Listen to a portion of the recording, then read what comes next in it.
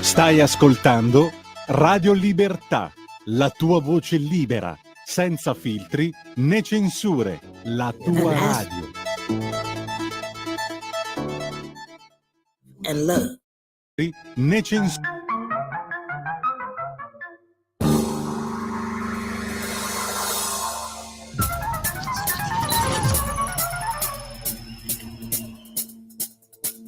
Va ora in onda Zoom, il drive time in mezzo ai fatti con Antonino Danna.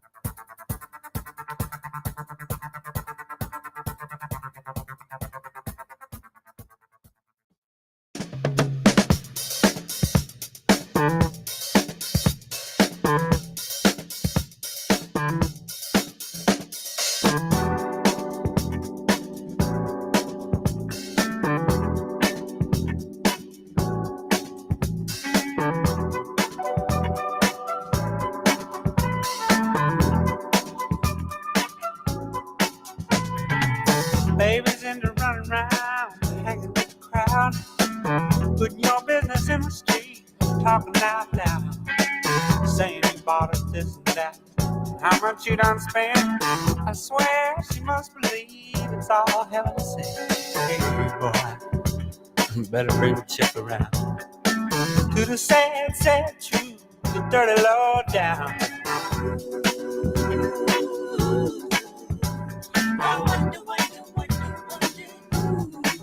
Taught her how to talk like that.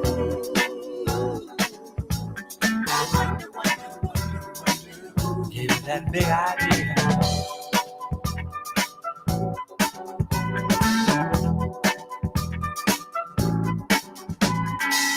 Nothing you can't handle, nothing you ain't got. Put your money on the table, drive it off the lot. Turn on that old love light, turn a maybe to a yes. Same old schoolboy game got you into this mess. Hey, son, you better get on back to town. Face the sad old truth, the dirty love down.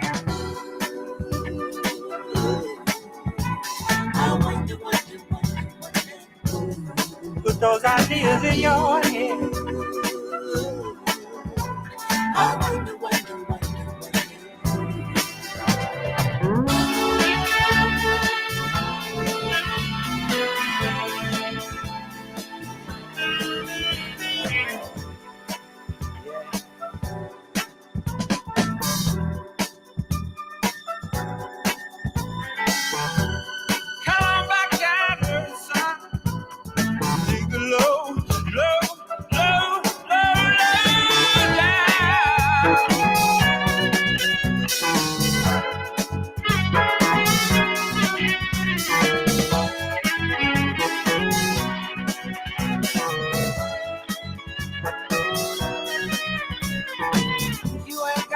So bad, got to be so cold.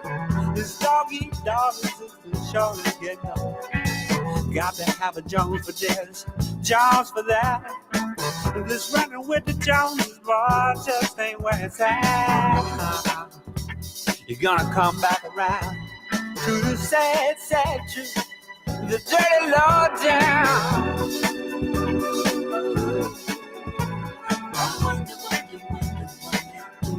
Got you thinking like that, boy.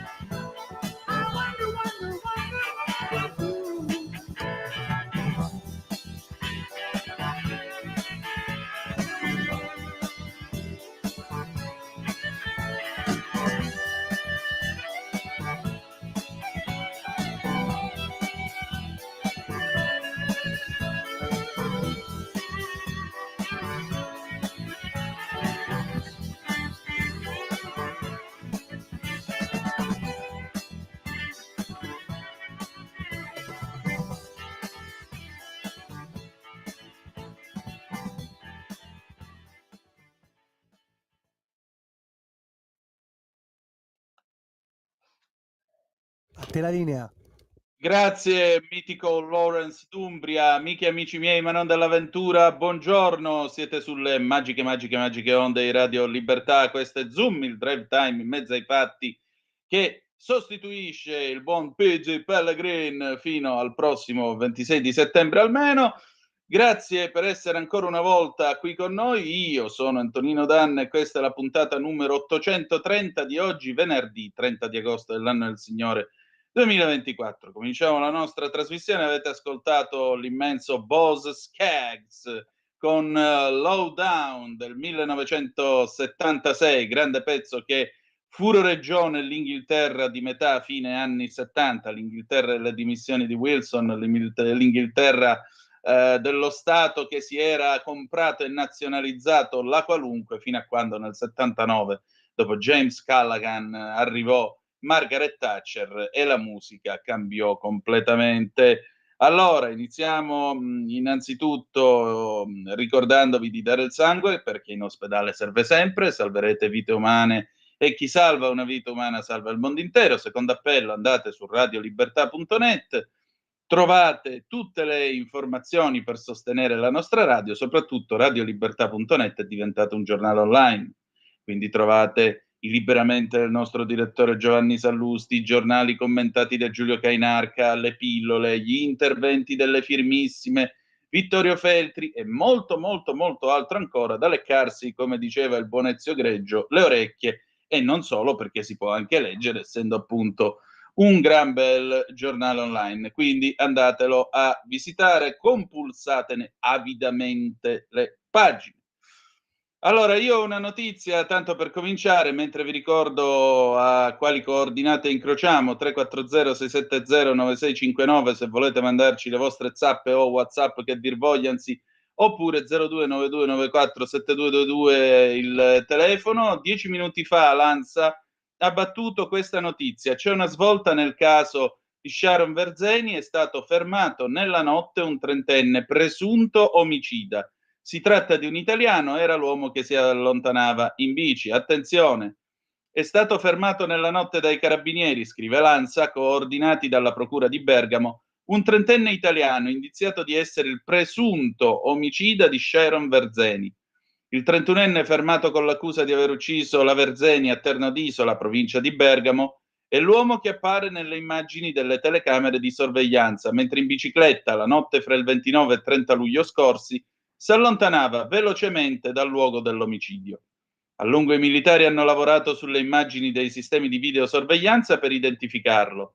Ci sono gravi indizi di colpevolezza nei confronti dell'italiano fermato. I carabinieri, in una nota, spiegano che il PM ha deciso il fermo per il rischio di reiterazione del reato e occultamento delle prove, oltre che per pericolo di fuga. Alle 12 in procura Bergamo si terrà una conferenza stampa. Il 31enne è stato rintracciato dai carabinieri e fermato in un'abitazione nel Bergamasco. Secondo gli investigatori, l'uomo avrebbe ucciso Sharon senza un apparente motivo. L'omicidio non sarebbe infatti legato né a un tentativo di aggressione sessuale, né a presunti versamenti della vittima a Scientology, né a una rapina o questioni di droga.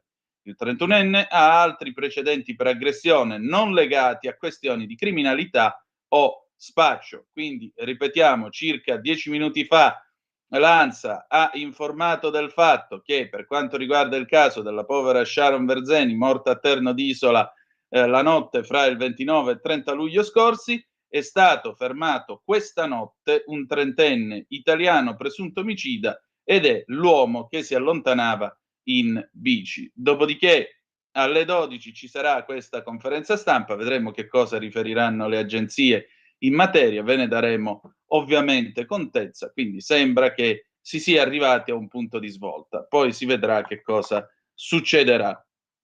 Allora, intanto il telefono è aperto, dopodiché alle 11 noi oggi abbiamo una puntata con 3 ospiti che si occuperanno, una che torna sul tema dell'immigrazione ed è Anna Cisint. Stamattina ho avuto una conversazione con lei, abbiamo parlato intanto dell'articolo che è uscito qualche giorno fa sul Foglio a proposito di Monfalcone, un lungo articolo, un duro articolo nel quale insomma alla Cisint non venivano fatti sconti, veniva detto una serie di cose, insomma l'idea che CISINT fosse contro l'integrazione, soprattutto dei bengalesi in quel di Monfalcone, e in particolare l'accusa di essere sostanzialmente una che impedisce quello che domani sarà la normalità, quello che domani, che anzi a Monfalcone sarebbe già la normalità. La CISINT ha risposto su questo tema, ha detto una serie di cose che poi ascolterete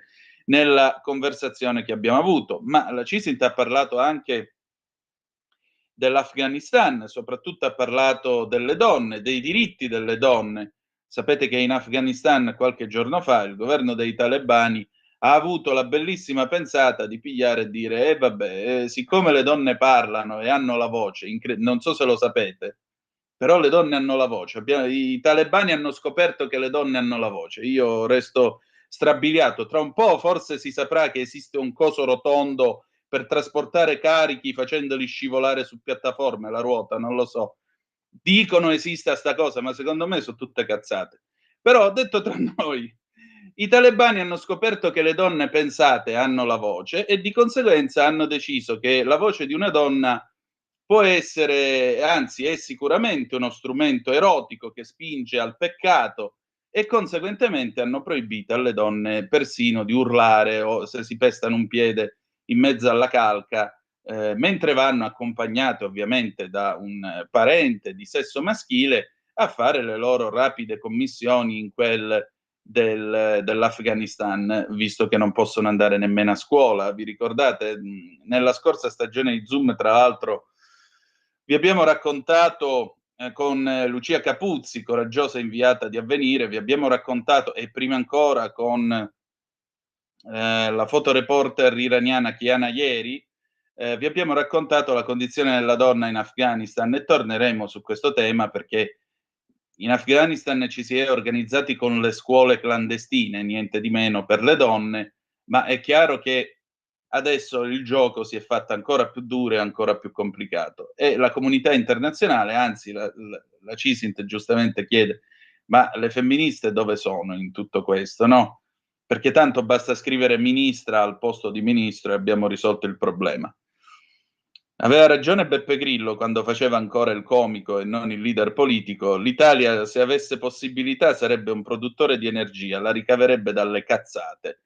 Ma detto ciò, abbiamo poi un altro ospite, perché ieri naturalmente per esigenze operative non ha potuto intervenire in diretta, e allora abbiamo Marco Ugo Barsotti che ci parlerà della Francia, del caso Durov e Telegram, e poi alle 12.05 avremo Simonetta Matone, carceri e riforma della giustizia. Ma io sento già, mi dice Lorenz, che c'è una telefonata, la prendiamo subito. Pronto, chi è là? Sono l'ospite inatteso. Ciao Antonino. Oh, Frank, buongiorno, dimmi tutto. Buongiorno, ciao. Sì, insomma, anche le donne si è scoperto nel 2024 che hanno anche loro la voce. E forse hanno anche un'anima, forse.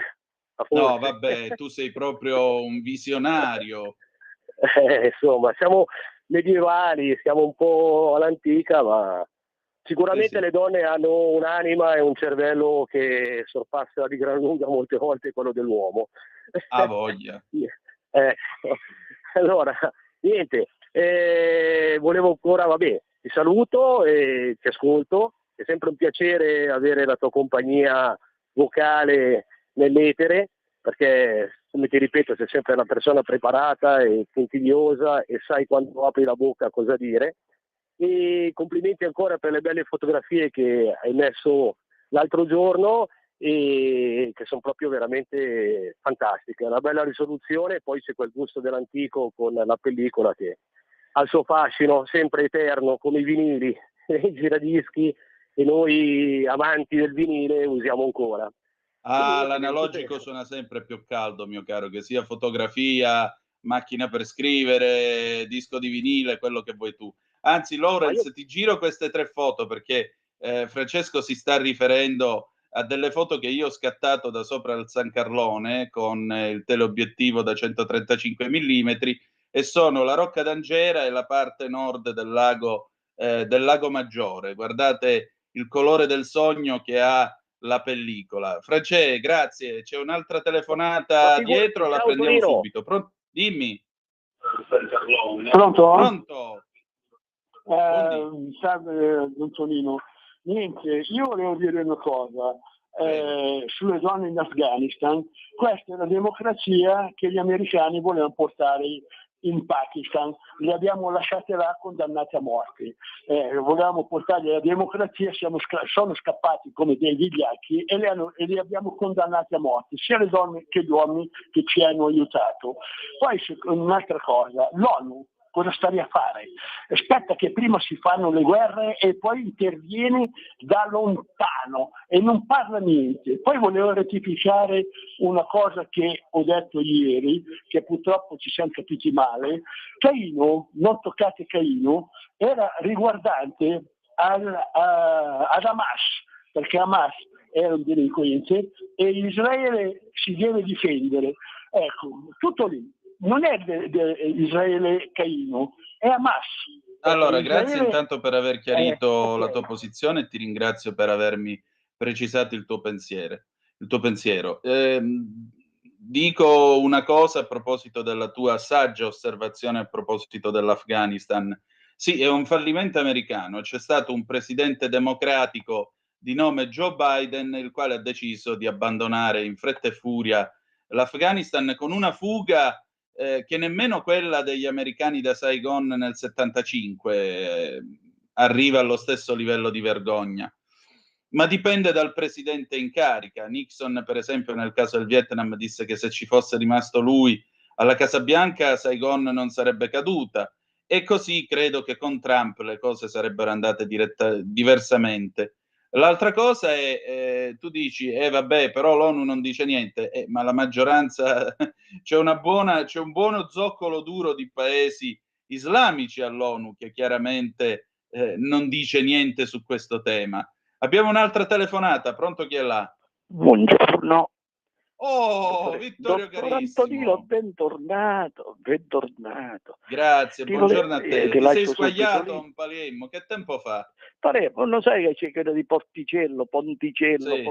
Porticello, uragano, Porticello, sì, Porticello. nessuno ha toccato da comprare il pesce, nessuna barchetta è caduta, solo quella inaffondabile. Stiamo attenti ai documenti segreti che ci sono là dentro. Ricordati, e mi ricordo il 1° luglio del 92, quando la nave Britannia, forse c'era anche Draghi e quella Vaticana, hanno diviso la parte dell'economia dove hanno sciolto l'Enel. Tutto quello era fatto, tutta la nave Britannia con i Vaticani, con le banche vaticane. Il 1° luglio del 92. Lasciamo stare questo, i documenti segreti di quel bastimento, perché non è convincibile fin dal primo giorno. E io ti direi con molta onestà che io mi vergogno a parlare dell'Afghanistan dopo quello che abbiamo subito, 22 anni di soldi buttati al vento. Quando gli americani si sono accorti, ci hanno mollato a tutti, si pigliano l'aereo e se ne sono scappati. Quelli si sono messi dietro e noi dietro come le pecore a caccia dei sederi ci hanno pigliato i talebani. Io non lo toccherei più quel ramo. Lasciamoci stare l'ONUS per mangiare altri soldi da dentro. Beh, invece ho sentito nella nostra radio che si parla della dichiarazione del Papa, emigrato ed altro. Io non darò l'8 per 1000. Io non ho mai dato l'8 per 1000, l'ho dato ai greci ortodossi oppure ai buddisti. Il DIP 43 alla Lega, naturalmente. E quindi però io inviterei le persone a vedere la Costa d'Avorio, il Vaticano. Vedete che cosa c'è di San Pietro e quanti miliardi ci sono spesi da tutto l'8 per 1000 è andato per fare un altro San Pietro. Lo guardate, guardalo, non so, io penso che tu già l'hai visto. Guarda che no, l'8 per 1000 non si può utilizzare per queste cose. No, dico, l'8 per 1000 serve per il sostentamento del clero e il mantenimento delle chiese in Italia. Non può essere usato per la Costa d'Avorio, scusami. Questi soldi che hanno investito nella Costa d'Avorio per fare un altro San Pietro chiuso, molto di lusso, là ci sono tutte le caratteristiche.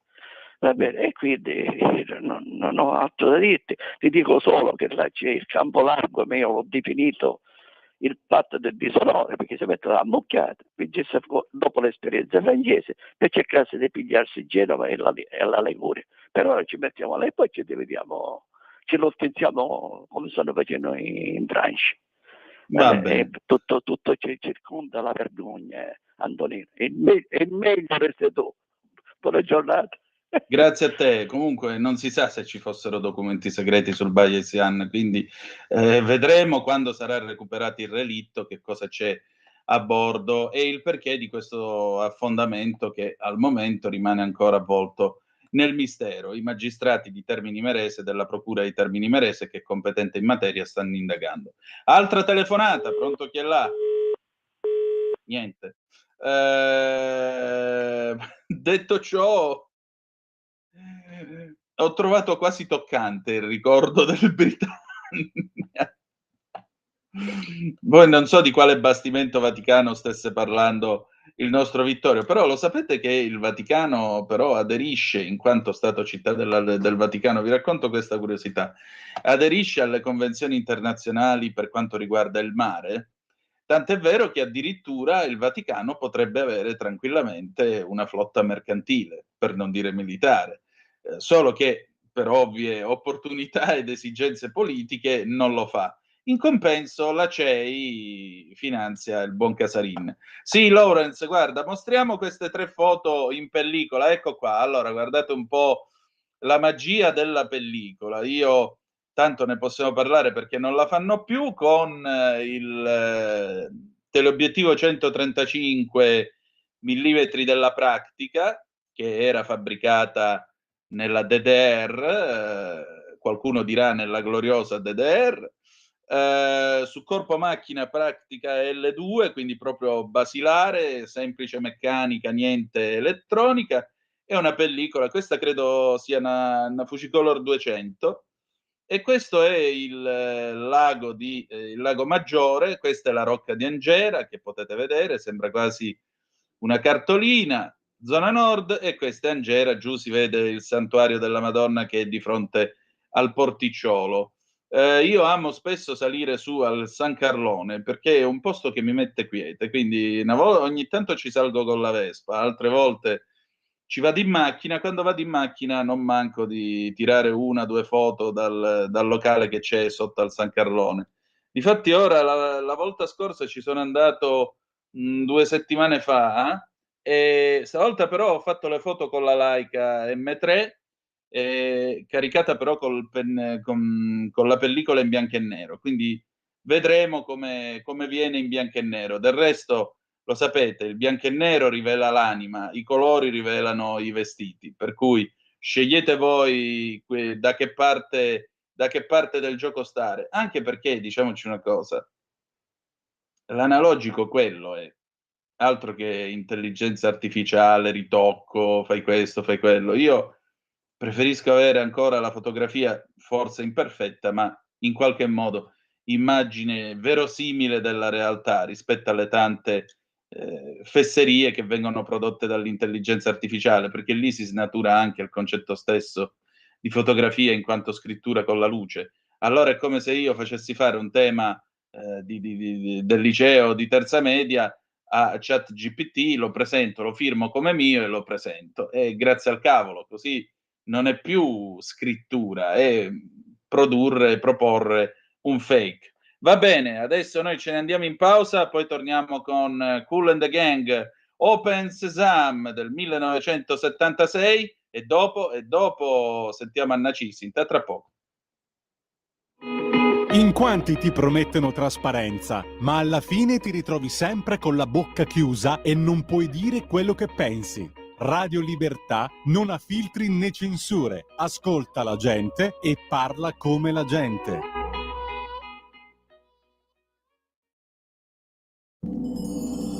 Open Sesame!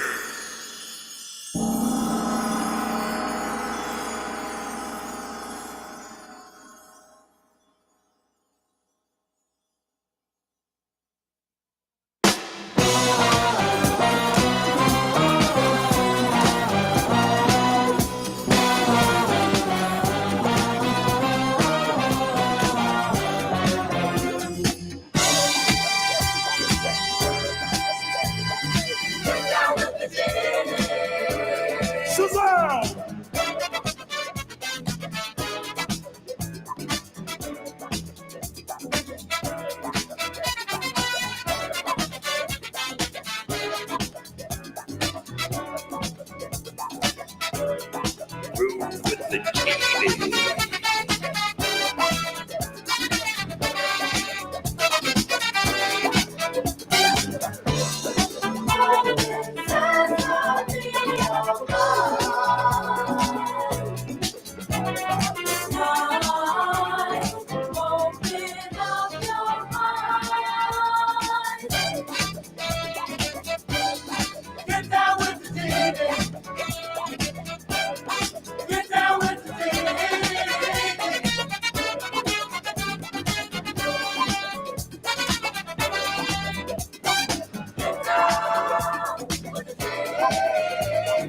I am the genie of sound. Everybody get down. Whoa.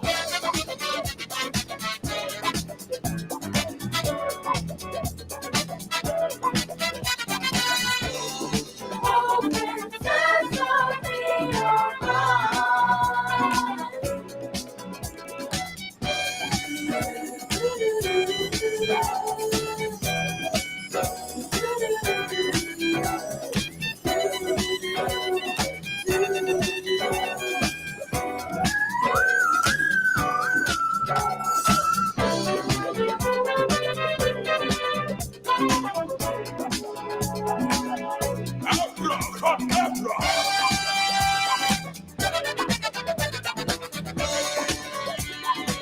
Get on your camel and ride.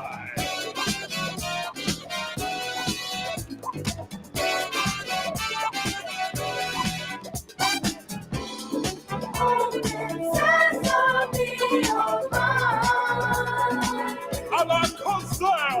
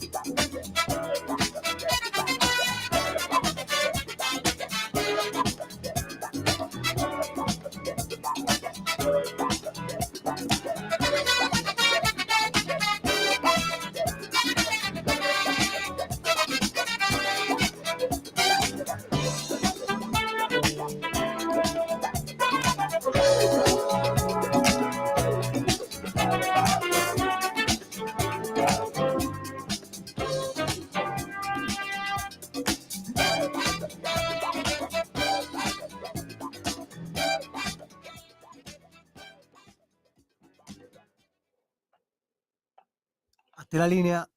Grazie Lawrence, l'anno era il 1976, ma fa parte della colonna sonora di Saturday Night Fever, La febbre del sabato sera, e questi erano Kool and the Gang con Open Sesame, apriti sesamo, e qua Sesamo si apre alla grande alle 11, 4 minuti e 42 secondi qui sulle magiche onde di Radio Libertà, con Zoom, il drive time in mezzo ai fatti, Antonino Danna al microfono con voi, e naturalmente noi siamo qua a fare la nostra parte. Su Facebook voglio salutare Antonietta Rubinic che scrive: quelli che rimpiangono la DDR dovrebbero visitare il Museo della Stasi a Berlino. Come non essere d'accordo con te? Ciò non toglie che, al di là delle porcate che faceva il comunista, che faceva il mondo comunista, c'erano esseri umani esattamente come noi che vivevano delle vite, lavoravano, fabbricavano, producevano, eccetera, eccetera, eccetera. Pensa,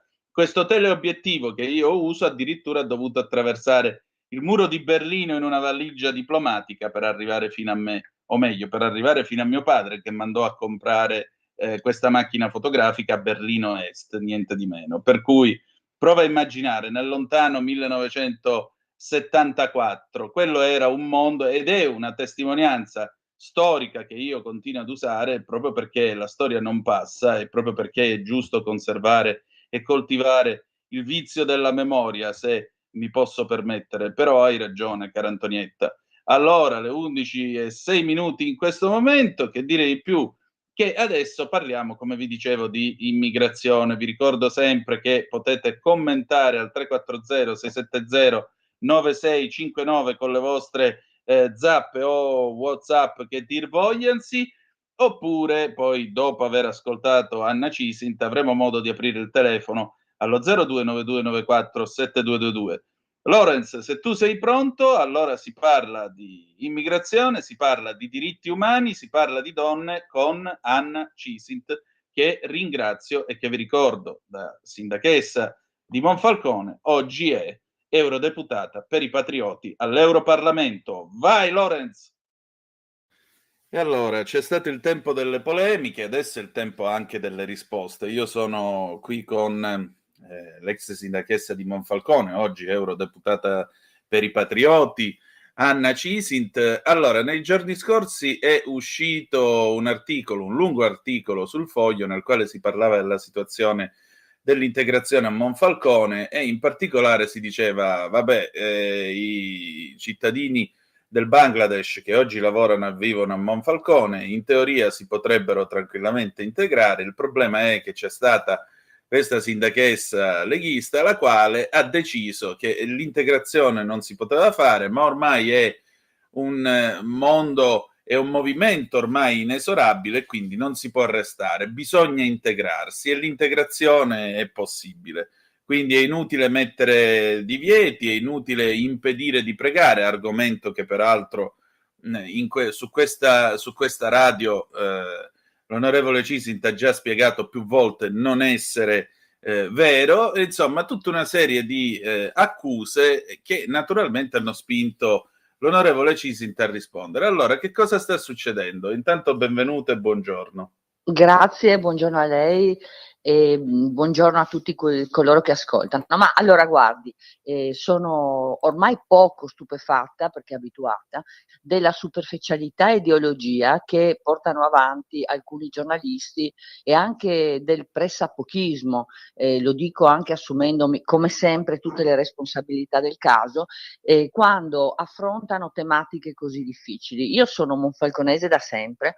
Mio padre e mio nonno hanno lavorato all'interno di Fincantieri, sono stati l'uno capo, l'altro operaio saldatore. Abito nella zona di Fincantieri in una delle case che i Kosulic, quelli sì, visionari, quando hanno deciso di realizzare lo stabilimento e fatto partire questa attività, è appunto ha generato, no? Quindi è successo in sintesi che purtroppo questo reportage, che tra l'altro è stato fatto ascoltando molti, sicuramente non il sindaco che per 8 anni ha gestito e continua a farlo, perché di fatto io mi sono dimessa, ma faccio l'assessore di ovviamente attività importanti anche di prospettiva, diciamo, all'interno della città. Dicevo, ha generato un reportage alquanto banalotto, falso, e sembra forse anche con il supporto magari di qualche grande azienda che ha bisogno oggi di pulire determinate questioni che conosce molto bene. In sintesi, intanto purtroppo dal 2005 per una decina d'anni la scelta dell'inversione del sistema produttivo all'interno dell'azienda ha importato manodopera povera.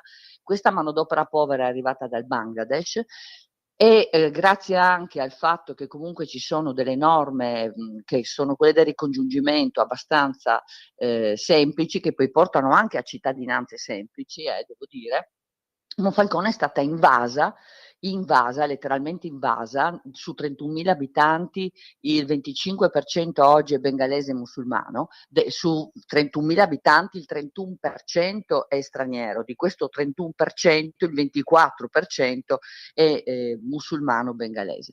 Quindi io penso che quando si vuole raccontare una storia bisogna saper individuare i contorni, la storia reale. Ciò che è successo è quello che pensano anche i monfalconesi. Ricordo al Foglio, ma ho scritto al direttore Cerasa una mail con lettera che ho anche pubblicato sui miei social.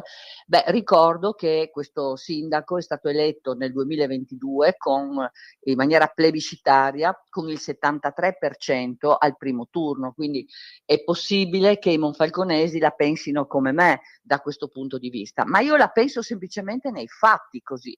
Il primo tema quindi è purtroppo non è vero che qualcuno arriva o è arrivato per lavorare e questo è accaduto così per una necessità di mancanza di manodopera. Allora è accaduto, come molte altre volte in Italia è successo, semplicemente perché quella manodopera straniera costava meno. Diciamo le cose come stanno.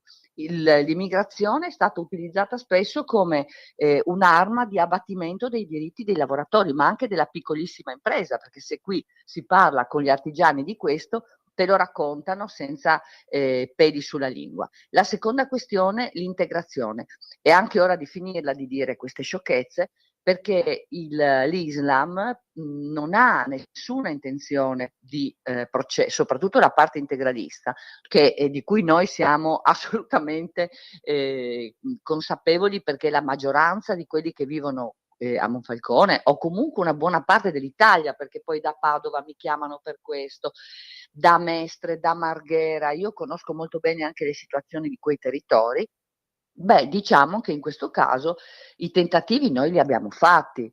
Noi abbiamo costruito 4 scuole, perché queste famiglie fanno 5 figli, ma le posso dire che questo tentativo di integrazione non deve partire o rimanere nei fatti solamente dalla parte italiana. Bisogna domandare a chi arriva: ma ti piace? Sei contento di essere arrivato qui?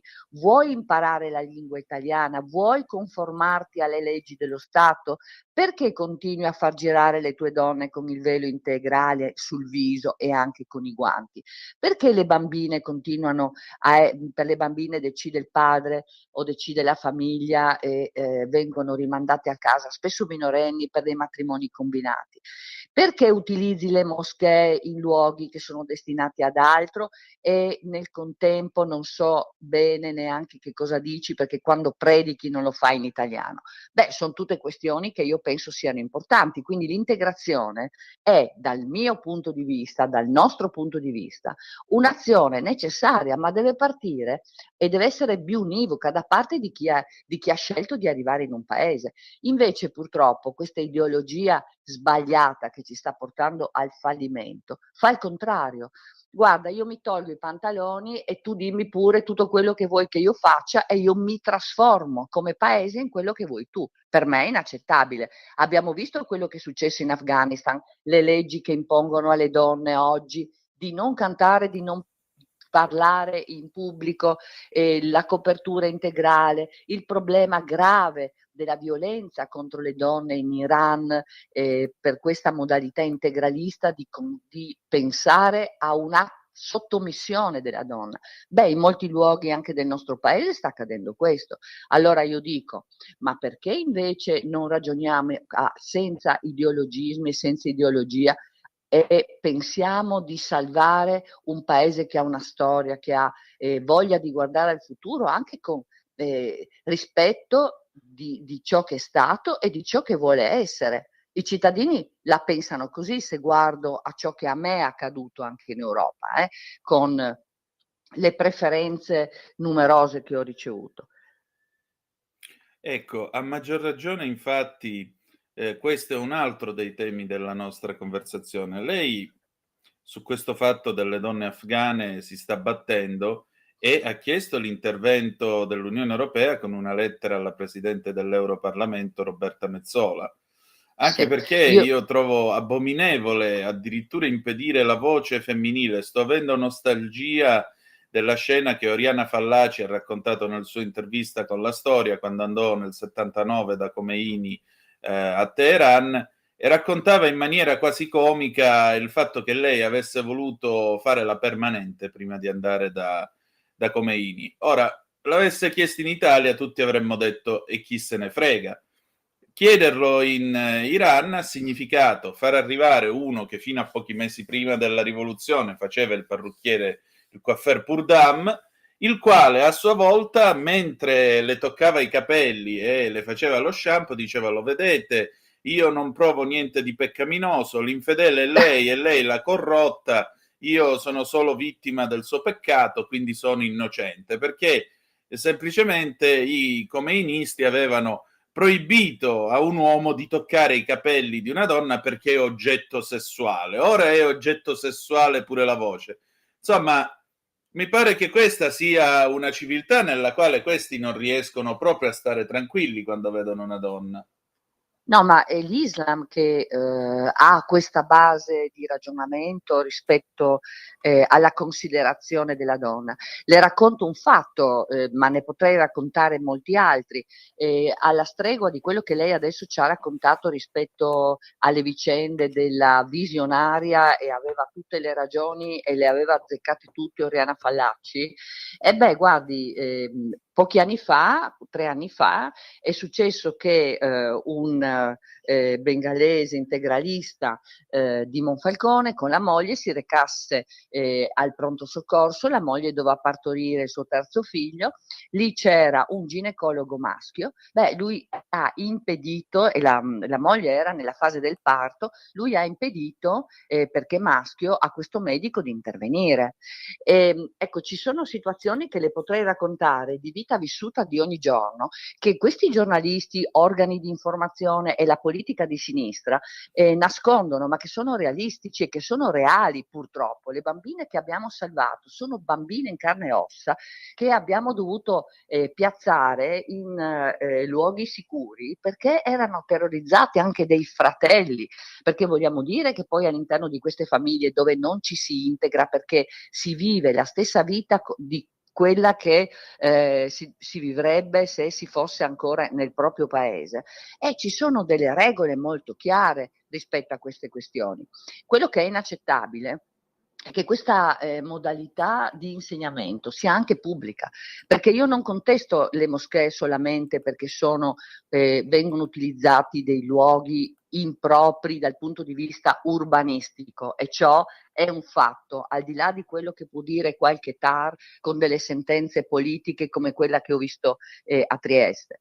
Ma io contesto anche il fatto che all'interno di quei luoghi ci siano delle, tra virgolette, scuole integraliste, di modelli sbagliati che portano a comportamenti e a scelte che sono simili, non così drammatiche, perché nelle conseguenze non possono aggredire, tra virgolette, chi non si comporta così, ma li eliminano dalla comunità comunque, come quelle che accadono in Iran e in Afghanistan. Certo, ho scritto alla Presidente del Parlamento europeo e ho anche presentato un'interrogazione, perché purtroppo siamo abituati a leggere ciò che certi giornali vogliono farci leggere, siamo abituati a capire che accadono nel mondo delle cose ma non delle altre. Questa è gravissima, che una donna non possa cantare, che una donna non possa essere considerata alla stregua di un uomo, è gravissimo. E le dirò che quando arrivano in Italia e ottengono il permesso di soggiorno, io che ho fatto il tecnico e sono abituata a studiare e a fare anche degli approfondimenti, ho trovato che firmano degli accordi di integrazione in prefettura, dove se in 2 anni prorogabili di uno non si adeguano e non fanno certe cose, studio la lingua, mi conformo all'ordinamento giuridico, rispetto la nostra civiltà, dovrebbero veder revocato il permesso di soggiorno. E questo accordo di integrazione cita un decreto del 2007 che è un atto, diciamo, di valori della cittadinanza, e nei valori di questo decreto i valori sono esplicitati molto bene. Uno di questi è la parità tra uomo e la donna, l'obbligo, il divieto di, ad esempio, mascherare integralmente il volto.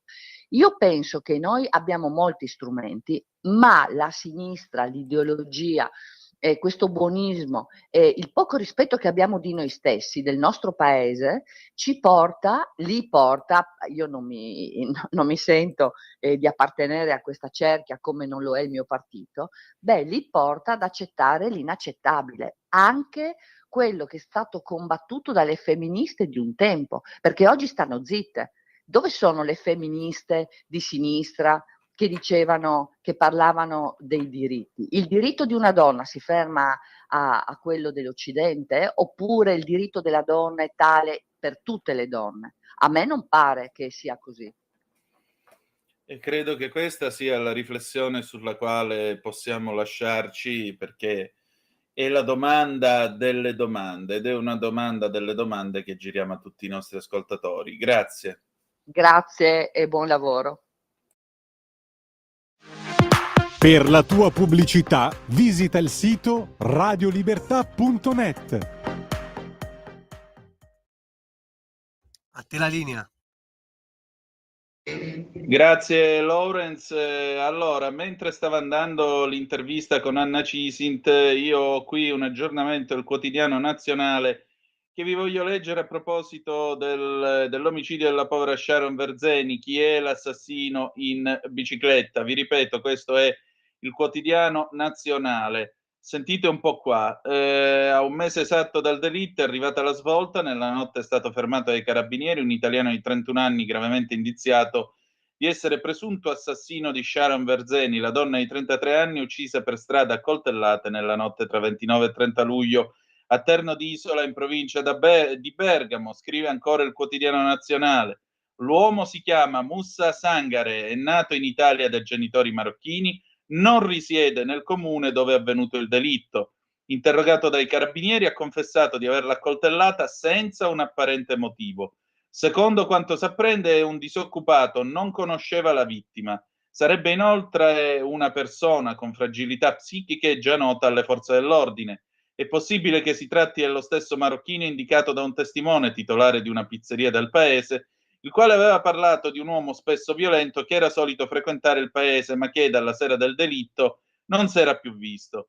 Si tratterebbe dell'uomo in bicicletta che pochi minuti dopo l'omicidio era stato ripreso da una telecamera di sorveglianza mentre si allontanava velocemente dal luogo del delitto in via Castegnate. Secondo quanto emerso dopo il fermo, dopo aver accoltellato Sharon, Sangare ha pedalato per circa un quarto d'ora fino a Suisio, il paese dove abitava, circa 17 chilometri da Terno d'Isola. Dell'ipotesi dello sconosciuto si era detto convinto anche il compagno della donna, Sergio Ruocco, che al giorno aveva detto: l'avevo detto fin dall'inizio. Sangare è stato individuato e rintracciato nella notte tra giovedì 29 e venerdì 30 dal personale dell'Arma dei Carabinieri coordinato dalla Procura della Repubblica di Bergamo. Gli investigatori hanno spiegato che a carico del presunto autore dell'omicidio ci sono gravi indizi di colpevolezza, elementi probatori del pericolo di reiterazione del reato, occultamento delle prove, nonché pericolo di fuga, che determinavano la decisione del pubblico ministero di disporre un decreto di fermo e di indiziato di delitto. Ripeto, di disporre un decreto di fermo di indiziato di delitto. I dettagli dell'indagine saranno riferiti nel corso di una conferenza stampa che avrà luogo alle 12, quindi fra una mezz'oretta. Continua il quotidiano nazionale. Non sappiamo come il compagno di Sharon, Sergio Ruocco, abbia reagito alla notizia. A Bottanuco, dove nelle ultime settimane ha vissuto in casa dei genitori della donna, non c'è nessuno. Nel cortile si vede solo il cane. Nella villetta accanto è entrata la zia, Giusy Previtali, che ha detto solo: stiamo aspettando, sono stati giorni duri e intensi. L'uomo in bicicletta era una delle pochissime persone riprese dalle telecamere la notte dell'omicidio che non si erano presentate spontaneamente dai carabinieri. Nelle scorse settimane i carabinieri hanno lavorato sulla base delle testimonianze dei residenti di Terno d'Isola e dell'analisi delle telecamere allo scopo di identificare l'uomo. Fondamentali per le indagini sono stati gli abiti del ciclista e il modello della bicicletta. Tra le numerose linee di indagine, continua ancora il quotidiano nazionale, emerse nelle ultime settimane, una si concentrava proprio sui gruppi di sbandati che frequentano Terno d'Isola e sui malati psichici. Gli investigatori avevano analizzato decine di fascicoli sanitari, un'ipotesi che nell'ultimo mese aveva preoccupato gli abitanti del paese. Se fosse un folle ancora in giro, siamo tutti a rischio, aveva dichiarato a un mese dal delitto una residente. Come lei, decine di abitanti avevano espresso paura e terrore di uscire di casa, soprattutto la notte. Così il quotidiano nazionale. Quindi nel caso della povera Sharon Verzeni, l'uomo che è stato fermato è un italiano di seconda generazione, nato in Italia da genitori marocchini, si chiama Moussa Sangare, un uomo di 31 anni, un disoccupato che non conosceva la vittima, che a quanto pare soffrirebbe di fragilità psichiche, e il titolo che fa il quotidiano nazionale: omicidio di Sharon Verzeni, l'assassino in bicicletta ha confessato, due punti, virgolette, ho ucciso tanto per farlo, chiuse le virgolette. Qui si ripropone drammaticamente anche il tema della malattia mentale, si ripropone anche il tema della gestione di chi soffre, se questo è vero, se fosse vero che Sangare soffre o abbia delle fragilità psichiche, sarebbe a questo punto il caso di tornare a ridiscutere certe iniziative che sono seguite alla legge Basaglia, che vi ricordo nel 1978 ha abolito i manicomi. Io ricordo sempre che Montanelli, dopo l'entrata in vigore della legge Basaglia, scrisse un fulminante controcorrente sul giornale dicendo: bene, abbiamo abolito per legge la follia chiudendo i manicomi, chiudiamo anche i cimiteri e avremo abolito anche la morte. Comunque il telefono è aperto allo 0292947222 se volete intervenire, se volete commentare. Capisco che la notizia è a botta calda, l'unica cosa che vi chiedo, piano coi toni, soprattutto evitiamo la Procura della Repubblica presso il Tribunale di Facebook, perché non è questa la sede e qui non c'è la Procura della Repubblica presso il Tribunale di Radio Libertà, quindi tranquilli, perché è il caso di discutere serenamente di quello che accade con la malattia mentale, perché è un problema. Pensate anche alle famiglie di chi si trova in queste condizioni. Ripeto, se davvero Sangare, il presunto omicida, soffriva o soffrirebbe di fragilità psichiche. Quindi siamo ancora nell'ambito naturalmente delle garanzie che la Costituzione concede nei confronti degli indagati. Allora, o meglio, dei fermati, perché lui ancora è fermato. Poi alle 12 vedremo che cosa e sentiremo che cosa diranno i magistrati della Procura di Bergamo. Sembrerebbe, insomma, vediamo che cosa succede. 0292947222, se volete intervenire abbiamo ancora 1 minuto e mezzo, oppure 340-670-9659. Anna Cisint, tornando a noi, credo abbia detto delle cose molto illuminanti in materia. Ecco, forse sarebbe ora, e in questo lei credo abbia ragione da vendere, forse sarebbe ora di uscire da questa continua ipocrisia per cui quando si parla di certe religioni, beh, allora tutto diventa lecito per un certo anche, come possiamo dire, per una recondita forse paura insita anche nell'animo umano. Stamattina io leggevo, peraltro, sulla Verità, giuro, io mi sono preso la mano tra la faccia tra le mani, ho fatto il face palm a leggere Patrizia Floderreiter, come sempre bravissima, che raccontava di questo documento papale nel quale hanno usato l'espressione BCE, Before Common Era, prima dell'era comune, prima dell'era volgare, anziché avanti Cristo. Santità, troppa grazia, veramente. Telefonata, pronto chi è là? Pronto, ciao Antonino, sono un ottantenne che sentendo certe cose fa delle riflessioni in un certo senso. Mi sembra che da un po' di tempo a questa parte, pur di fare dispetto al governo, molte forze si prendano la briga di contravvenire tranquillamente alla legge e nessuno dice niente. Parlo del signor Elkan, parlo del Vaticano, parlo della Conferenza Episcopale Italiana, parlo di alcuni magistrati, cioè qui ognuno si ritiene libero di interpretare le leggi dello Stato in funzione delle sue pulsioni ideologiche e tutto finisce lì, ma nessuno dice niente. Cioè la libertà esiste solo per qualcuno, per altri no. La debauche, se mi consente di usare questo termine, non è consentita a qualcuno e ci scandalizza quando si porta a casa una ragazza magari un po' brilla e succedono certe cose e poi invece si tace quando una coppia di personaggi, essendo purtroppo colleghi vostri, fa certe cose e viene indiziato, non so se è vero, se non è vero lo accetterà chi mi dovere, di aver fatto certe cose. Cioè, qui mi sembra che la libertà sia solo da una parte, che tutto sia consentito a qualcuno e che nulla sia consentito ad altri. Puoi fare un commento a queste mie idee? Ciao, grazie. Sì, il commento è molto semplice. Non si può dire si portano a casa una ragazza e le fanno quello che le fanno. C'è un'indagine in corso e in particolare c'è stata una richiesta di archiviazione da parte del magistrato, per cui un magistrato ritiene che queste cose non siano accadute, quindi affermare il contrario sarebbe quantomeno avventato. Detto ciò, restano sempre le garanzie dei presunti innocenti e restano a prescindere dal lato politico da cui possano provenire.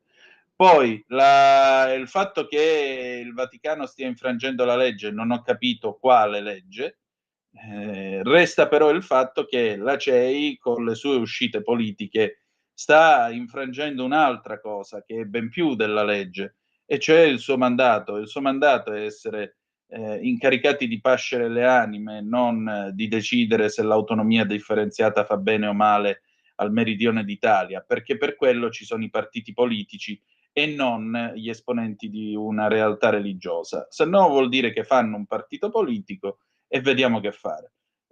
Pausa e torniamo dopo aver ascoltato Fabrizio De André, Don Raffaele.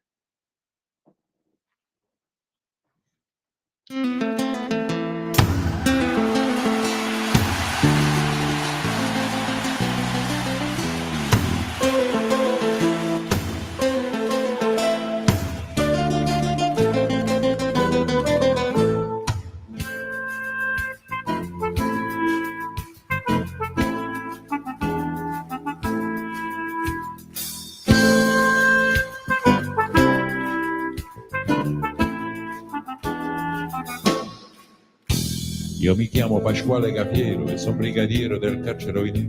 Io mi chiamo Cafiero Pasquale, sto a Poggio Reale dal 53 e al 100° catenaccio alla sera mi sento uno straccio. Fortuna che al braccio speciale c'è un uomo geniale che parla con me tutto il giorno con 4 infamoni, briganti papponi cornuti alla che tutte loro con sta fedenzia che sputa minaccia sa piglia con me. Ma alla fine mi assetto papale, sfottone mi leggo giornale, mi consiglio con non rappare, mi spiega che penso e bevi un caffè. Ah, che bello caffè, fuori in carcere usanna fa, qua ricetta che ci ridere, compagni dice le c'ha dato mamma. Prima pagina, 20 notizie per tutte ingiustizie, lo Stato che fa. Si costerna, si indigna, si impegna, poi getta la spugna con gran dignità. Il cervello mi asciugo la fronte, per fortuna c'è chi mi risponde. Quell'uomo certissimo immenso, io chiedo consenso a Don Raffaele. Galantuomo che tiene 6 figli, ha chiesto una casa e ci danno consigli. Un trasessore che Dio lo perdona, in 30 roulotte ci alleva i visori. Poi vi basta una mossa, una voce, a sto Cristo ci leva una croce. Con rispetto se fatto le tre, volite spremuto, volito caffè. Ah, che bello caffè, fuori in carcere usanna fa, qua ricetta caccicceri nella compagni dice la c'ha dato mamma. Ah, che bello caffè, fuori in carcere usanna fa, qua ricetta di cicceri nella compagni dice la precisa mamma.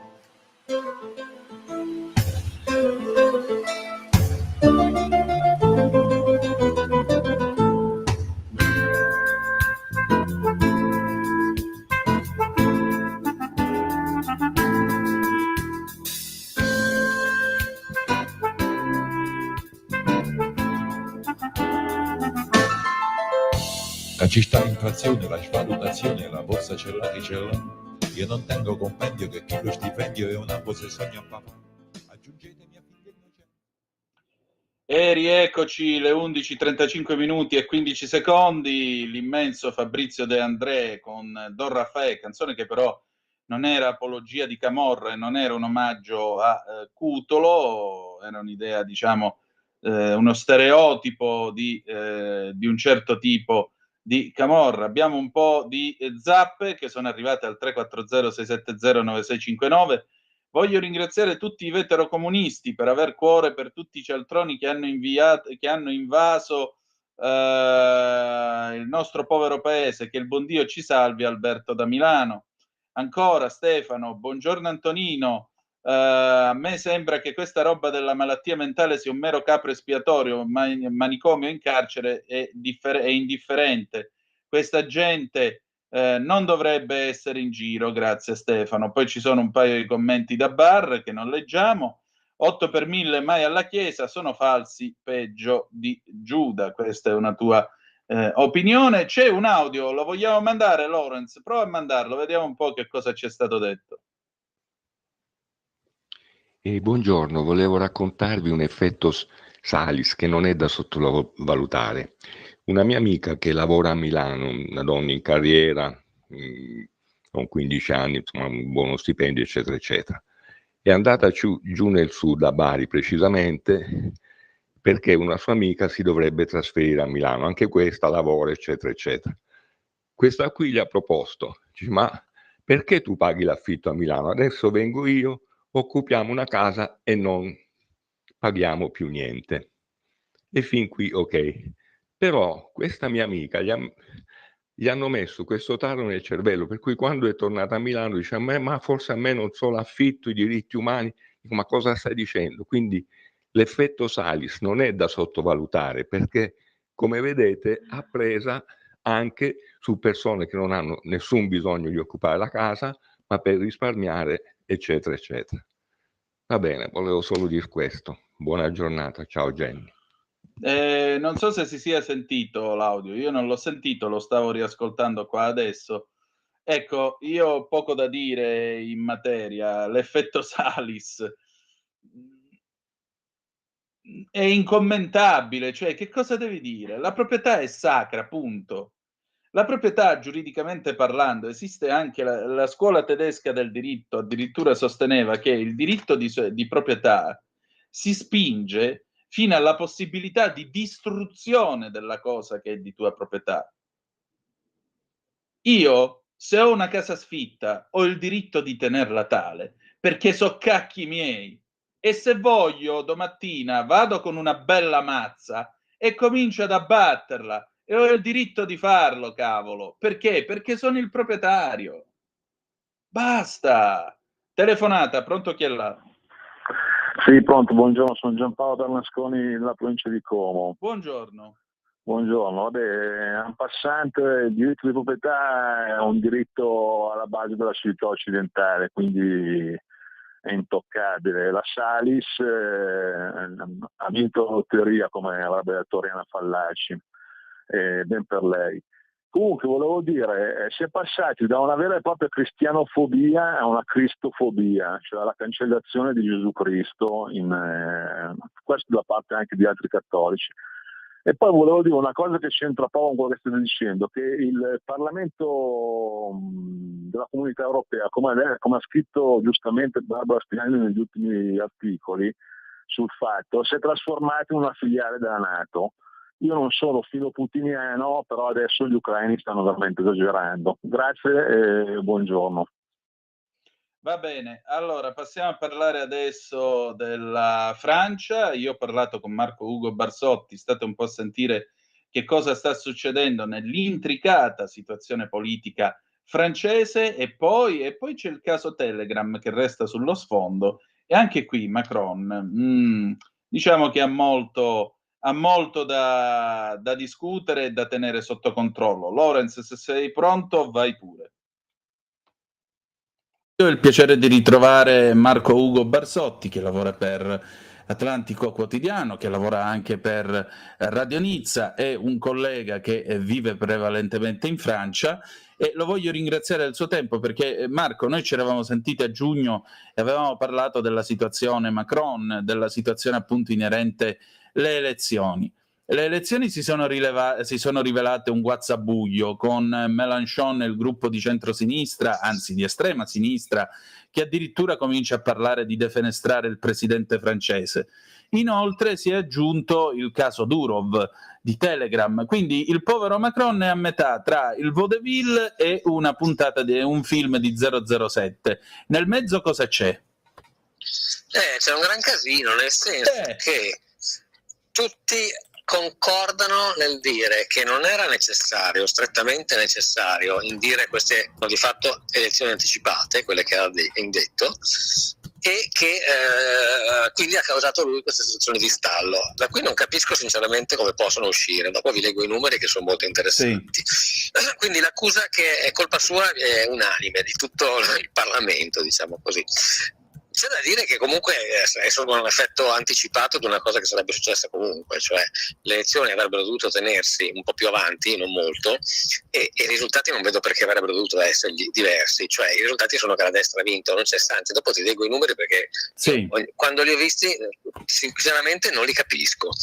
Ecco, quindi diciamo che si è un po' messo in buca da solo e adesso anche a livello internazionale fa un po' fatica a mantenere il prestigio che tutto sommato aveva abbastanza, perché ha messo la Francia in una situazione che secondo me finirà, o finiremo, visto che ci abito, anche stabilmente, che di essere retrogradati, non so come si dice esattamente, nei rating nuovamente. Già un abbassamento di rating c'è stato, mi pare a giugno se non sbaglio, e quindi secondo me si rischia di averne un altro, vista l'instabilità e visto che se governa la sinistra faranno le peggio cose, tipo ritornare con le pensioni al loro livello insostenibile economicamente, eccetera.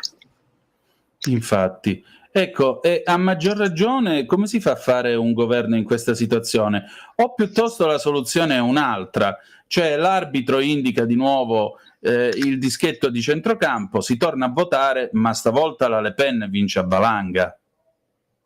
Dunque, si torna a votare, scusa, ci vuole mi pare un anno, non può indire subito le elezioni, quindi c'è un tot di tempo in cui la soluzione va trovata.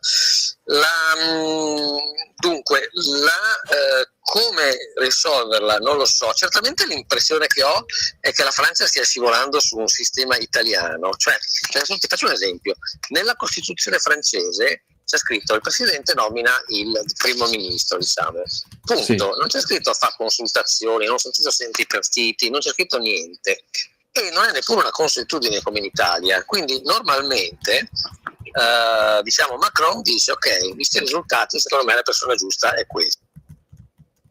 Esatto. Ecco, questo lui non lo ha fatto perché probabilmente in qualunque modo si sarebbe attirato indietro proteste da parte di tutti e ha cominciato a fare una cosa che adesso gli stanno criticando, cioè sentire i partiti anziché sentire i programmi, cioè partire dalle alleanze e non partire dalle cose da fare.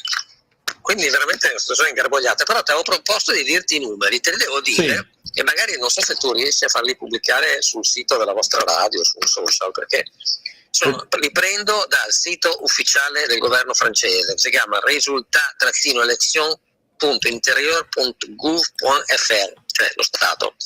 Allora, ti dico i risultati. Numero di voti per il Rassemblement National 8.744.080, numero di seggi 88, numero di voti per l'Unione de Gauche, cioè tutti i partiti di sinistra insieme 7.400.725, numero di seggi 146, te lo ripeto, esatto. 8.788 seggi, 7.700.146 seggi. E scusa, sto giochino com'è che nasce? Il partito di Macron ha 6.313, 148 seggi e via i repubblicani 38, eccetera, eccetera. Quindi la prima cosa che va detta è la Francia ha una maggioranza di gente che vota per l'RN, per Bardella, perché sono 8 milioni e 7, gli altri mi spiace ne hanno meno. Quindi questo ci piace o no, perché non è detto che tutti siano favorevoli al modo di pensare di Bardella, però questo è quello che si vede dai numeri. Praticamente il motivo per cui il numero di seggi poi è distribuito a favore invece del gruppo di sinistra è che hanno fatto quelle che mi pare in Italia chiamano le disistenze, no? Se in un determinato distretto o zona di elezione era più forte per esempio il candidato di Mélenchon e ce n'era uno del Partito Socialista, quello del Partito Socialista si ritirava e diceva votate come quello di Mélenchon e viceversa. Quindi in questa maniera, presentandosi come Unione della Gauche, cioè unione, quindi come raggruppamento, per il meccanismo elettorale che sinceramente io veramente non capisco, guarda che non sono abbastanza avvezzo a capire le regole, ma questa è intricata. Comunque per il regolamento il risultato è che loro riescono ad avere la maggioranza, ma il presidente, secondo la Costituzione francese, non sente le unioni, sente i partiti, perché le unioni non hanno una statura, diciamo così, istituzionale, non sono riconosciute in quanto tali, sono una cosa di fatto. Quindi praticamente cosa è successo? Hanno fatto questa unione. Dopodiché Mélenchon ha cominciato a fare il prepotente, come tutto sommato è, dicendo dovete assolutamente, lei deve, caro Presidente, deve eleggere, anzi nominare Lucie Castet, che è questa signora che lavora alla mairie di Parigi, come primo ministro, se no io ti faccio quello che chiamano, insomma, l'indigno, insomma, ti faccio una denuncia per non rispettare la Costituzione.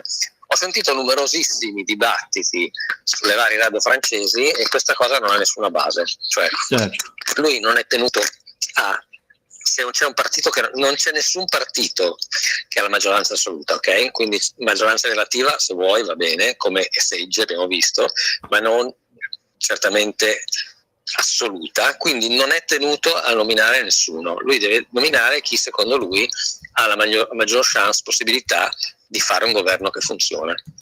Ergo, non c'è. Allora, l'ultimo pezzo, l'anello della faccenda è che in questa unione della gauche l'hanno fatta per farsi eleggere, per vincere o per fare barriera contro Bardella, probabilmente, ma non sono d'accordo tra di loro. Quindi non appena si ventilava l'idea che fosse questa Lucie Castet, quindi la candidata del gruppo di Mélenchon, come primo ministro, i socialisti, non dico la destra, ma i socialisti hanno detto no, non siamo affatto d'accordo, facciamo quella che chiamiamo mozione di censura, che è l'equivalente francese dell'italiano sfiducia. Anzi, hanno detto, prima legge che presenta, io voto la sfiducia. Quindi è chiaro che la situazione è ingarbugliata e anche oggi ho letto le ultime cose, nessuno ha idea esattamente di come uscirne. Adesso forse Macron un po' si salva perché stanno ricominciando col diluvio delle notizie sulle Paralimpiadi stavolta.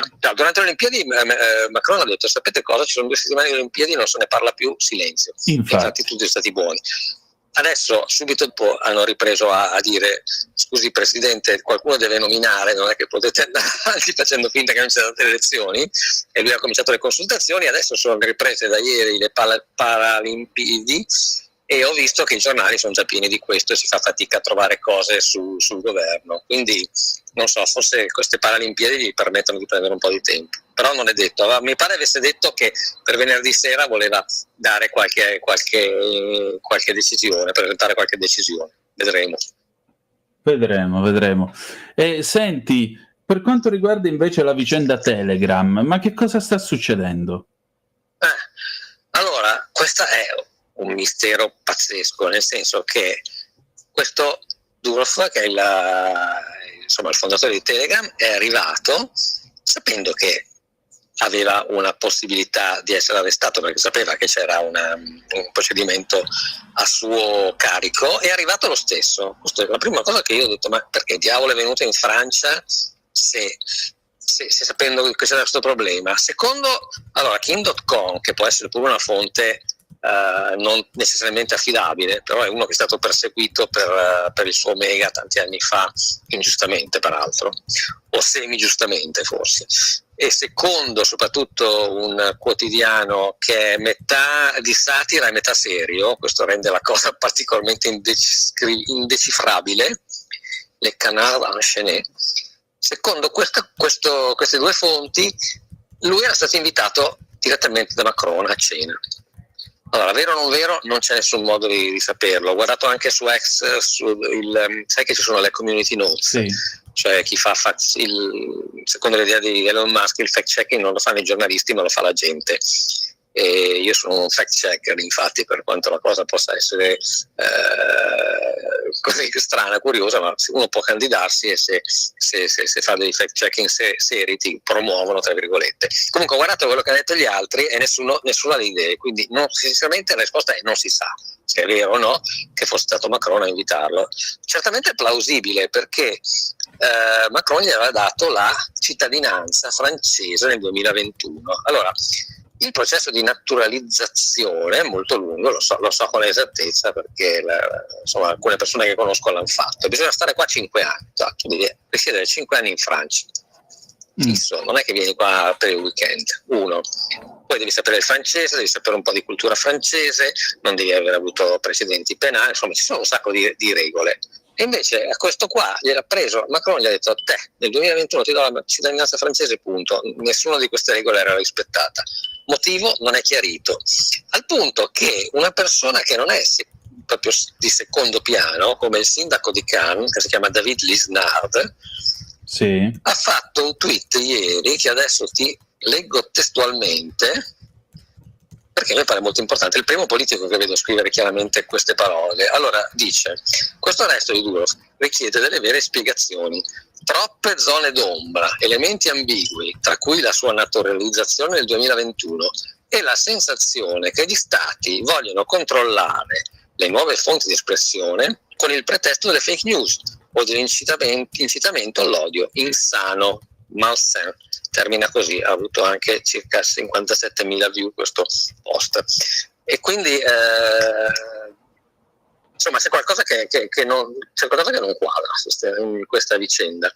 C'è addirittura chi ipotizza che ci sia una specie di lotta all'interno dello Stato francese, cioè Macron, sai che aveva dietro la piramide quando ha fatto il suo primo discorso, segno chiaro di quale tipo di organizzazione fa parte. Sì, mancavano solo quelli con le fruste.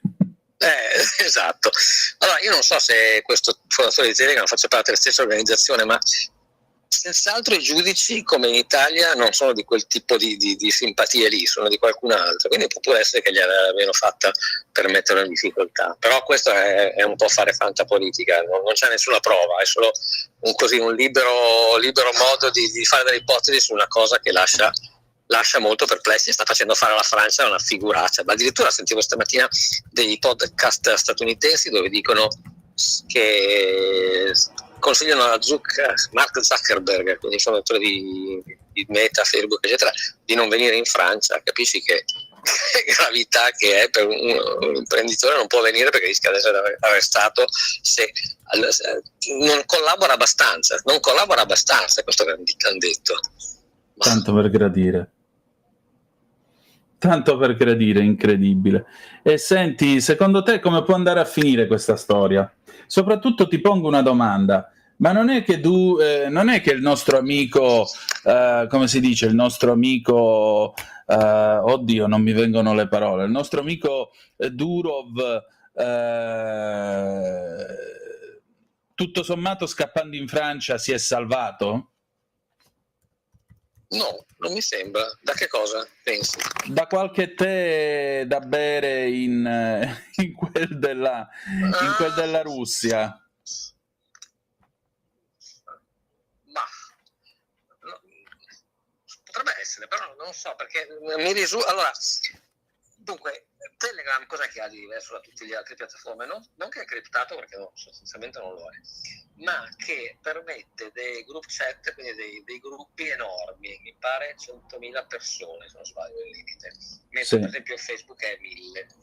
Questo implica grazie a questo fatto si sa con una certa certezza che è utilizzato sia dagli ucraini che dall'altro fronte per organizzare le varie operazioni militari e di sabotaggio varie. Quindi io non so se c'è qualcosa sotto, però non mi sembra che sinceramente anche uccidendolo poi la piattaforma chiuderebbe, quindi cosa otterrebbe? Niente, non è un capo politico che ha del seguito, la piattaforma infatti continua a funzionare, ma tu lo sai che Macron ha un suo gruppo e anche l'Eliseo ufficialmente ha un suo gruppo in Telegram, su cui non solo un gruppo pubblico, ci sono dentro anch'io dove vedi quello che dice, ma addirittura un gruppo privato con una centinaia di giornalisti fidati, diciamo, con cui comunica le cose che vuole comunicare, quindi non lo so, dire che è incomprensibile per oggi è vero, a meno che veramente si siano beccati questi giudici, la parte della giustizia che l'ha incriminato si sia così tanto appassionata a sta faccenda dei pedofili che ha deciso che era abbastanza grave da arrestarlo. Certo. La faccenda poi tecnicamente l'abbiamo analizzata, praticamente c'è una specie di database mondiale fatto da 3 organizzazioni private, peraltro, delle immagini e dei video con dentro dei bambini. Viene dato un finger insomma un codice identificativo che viene diffuso per esempio a WhatsApp e agli altri, dicendo se ti arriva una roba che corrisponde a questo, cancellala. E lui ha detto sempre: non me ne frega niente delle vostre regole. Però d'altro canto, se il governo, se un'entità ufficiale gli chiede togli questo video, l'hanno sempre fatto, come lo stanno dicendo. Quindi sì, non collabora, però non è neanche contro le leggi, capisci? Esatto. Senti Marco, allora noi avremo modo di risentirci e di vedere come evolverà questa vicenda, ok? Sì, io penso settimana prossima ci saranno novità, se poi hai voglia e tempo, quando ci sono, se ci sono ne parliamo volentieri, perché ci sono su entrambe le questioni sono decisamente affascinanti. Non so quanto in Italia le stiate seguendo, ma sono decisamente affascinanti e quasi una novità per il panorama nostro qua francese. Le stiamo seguendo attentamente, perché questa è una cosa che riguarda comunque il concetto di libertà per tutti noi. Grazie ancora. Grazie mille a te, buona giornata anche agli ascoltatori.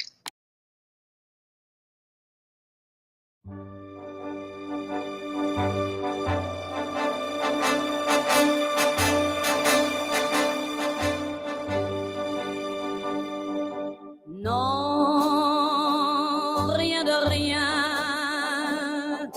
Non, je ne regrette rien.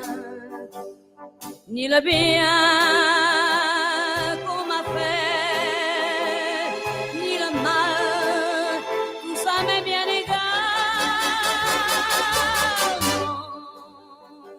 Non, rien de rien. Non, je ne regrette rien.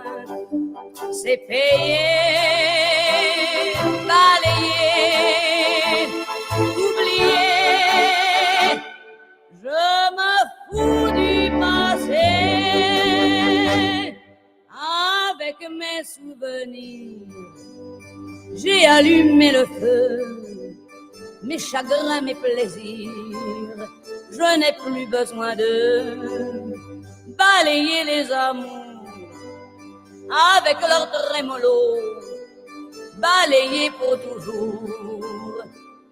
Je repars à zéro. Non, rien de rien. Non, je ne regrette rien. Ni le bien qu'on m'a fait, ni le mal, tout ça m'est bien égal.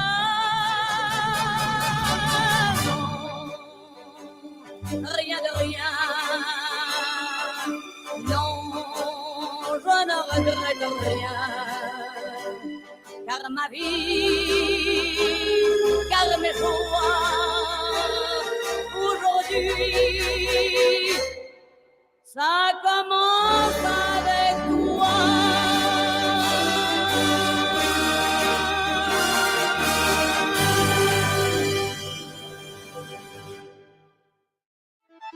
Stai ascoltando Radio Libertà, la tua voce libera, senza filtri né censure, la tua radio.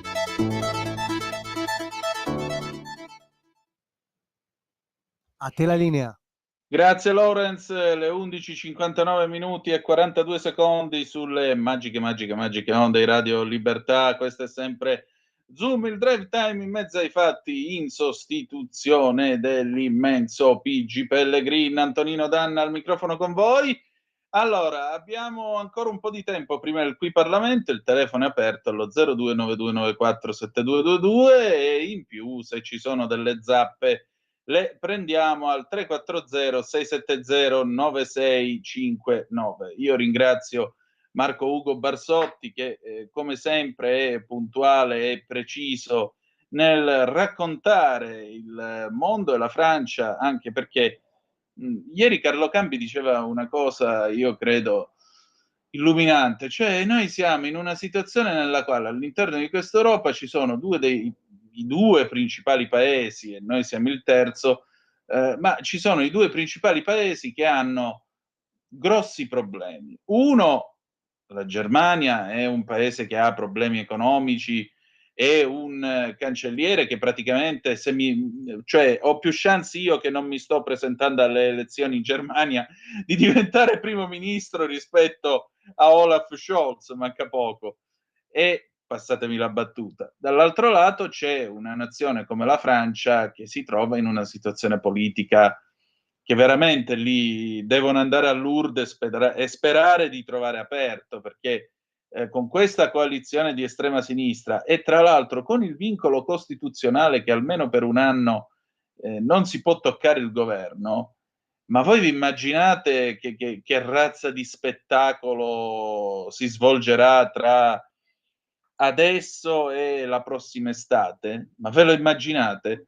Soprattutto dopo un anno, io mi chiedo, Macron ce la farà ancora a fare il giochino e dire ah, va bene, facciamo le elezioni, vediamo che succede? Perché tra un anno io ho la strana sensazione, non so voi, ma io sì, che tra un anno, se poco poco vengono indette le elezioni in Francia, non è che la Le Pen vincerà, la Le Pen stravincerà e stavolta veramente sarà una vittoria, come dicono gli americani, landslide, a valanga,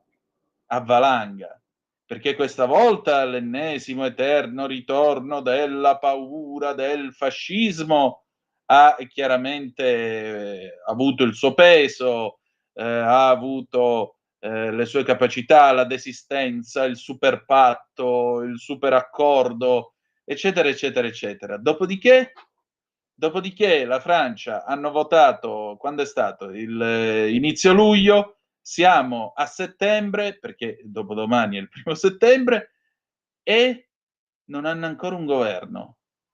Ma vi state rendendo conto? Ma vi state rendendo conto che situazione? E questo è semplicemente assurdo. Ma d'altronde, scusate, il campo largo, tutta sta roba qua, è sempre quella l'idea. Dobbiamo vincere noi perché? Perché se no sale la destra. Ma questa non è democrazia. Questa è puerilità. È come il bambino che dice no, no, perché? Perché no?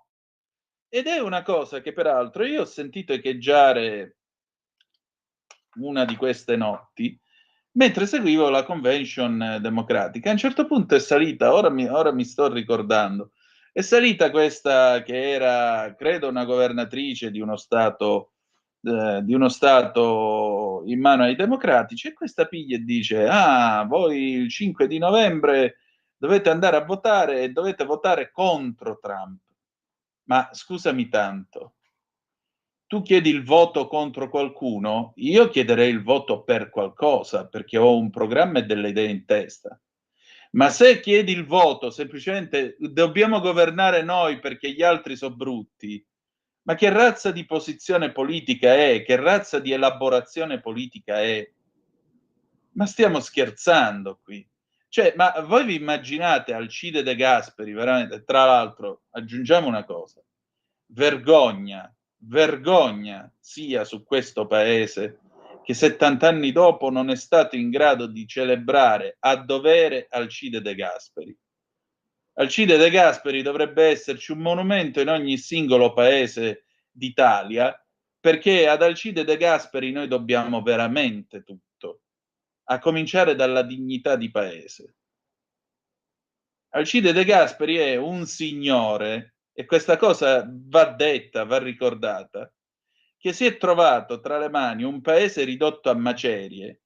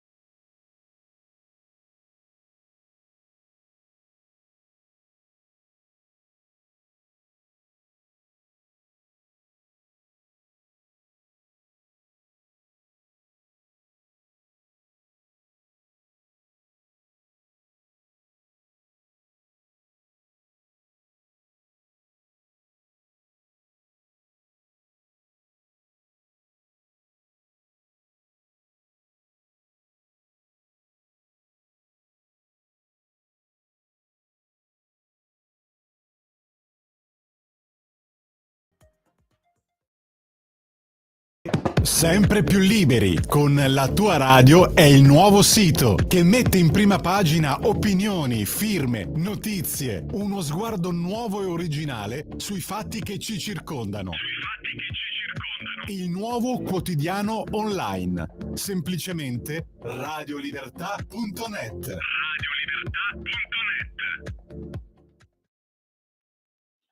Vai Antonino. Grazie Lorenz. Ecco, si vede che qualcuno di quelli, mentre parlavo di Alcide De Gasperi, non è un sostenitore di De Gasperi, deve essere togliattiano, chi lo sa. O forse è dell'uomo qualunque di Giannini, chi lo sa.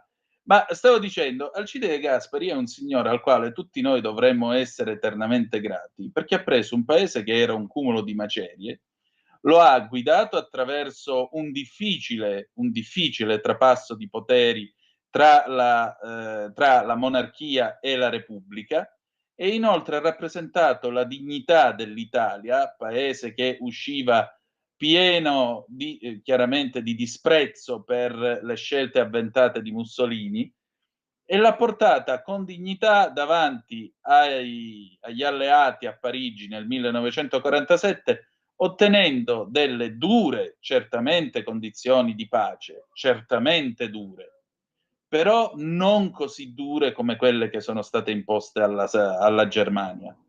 Ed è stato l'uomo che ci ha portato con dignità nell'atlantismo e nella ricostruzione. Quindi se oggi viviamo, in grazia di Dio, criticabile o meno, nella libertà e nell'Occidente, noi lo dobbiamo a questo signore. Quindi grazie Alcide De Gasperi. Ma adesso qui Parlamento.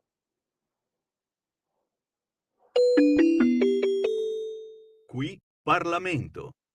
Prima di tutto le signore non si fanno aspettare, io mi scuso per il problema tecnico che abbiamo avuto.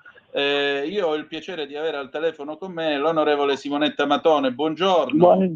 Buongiorno a voi, sono qui che vi aspetto, tranquilli, non c'è problema. Le chiedo scusa di nuovo. Prego. Allora, onorevole, si riparte finalmente tra un paio di giorni, è settembre, è sempre quel momento in cui c'è quella sensazione di ritorno sui banchi di scuola. Stamattina noi ci eravamo ripromessi di parlare di situazione carceraria, però io introduco anche un altro tema riferendomi alla cronaca di questi minuti, oltre che di quest'ora, ora e mezza. Terno di Isola c'è questo italiano di seconda generazione, presunto assassino della povera Sharon Verzeni, però si apprende che quest'uomo a quanto pare soffrirebbe di problemi di fragilità psichiche. E a maggior ragione pongo a lei questa domanda: ma come possiamo gestire allora la malattia mentale o comunque la salute psichica in queste condizioni? Cioè, quale può essere la risposta legislativa, visto che abbiamo abolito i manicomi? Guardi, allora, qui il problema è molto complesso, perché dalle prime cose che si leggono, lui ammetterebbe di aver accoltellato Sharon dopo a seguito di una specie di raptus. Però questo raptus si è scatenato contro una donna che girava da sola di notte, probabilmente per fare footing. Io non so come era vestita la povera Sharon, ma probabilmente era vestita in calzoncini o in tenuta da jogging. Ecco, questo mix su certi soggetti può diventare addirittura esplosivo. Stamattina mi è venuta in mente una mia vicenda personale, lontana nel tempo, cioè io sono stata più di 20 anni fa la prima ad avere una scorta, perché avevo un iracheno del quale avevo gestito le sorti, che non tollerava il fatto che io avessi chiesto la perizia psichiatrica su di lui in relazione al rapporto con i figli, e sviluppò un delirio omicida nei miei confronti. Ma perché lo sviluppò? Lui mi diceva ogni volta che mi incontrava e cercava di aggredirmi che Allah mi avrebbe fulminato perché amministravo giustizia come pubblico ministero. All'epoca non c'era radicalismo islamico, quindi questo sembrava un passo e via.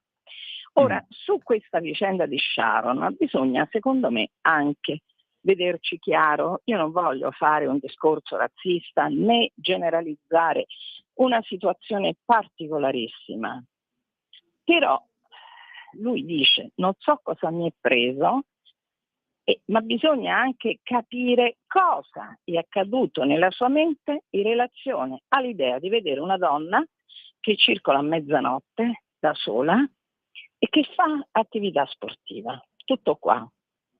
Ora però, una cosa è il trattare soggetti, pazienti psichiatrici per i quali noi purtroppo abbiamo veramente esagerato. Perché dico questo? Perché vorrei ricordare a tutti la psichiatra uccisa nel parcheggio in Toscana da un altro soggetto mi pare analogo a questo, perché il mix cultura particolare e malattia psichiatrica provoca delle vere e proprie esplosioni.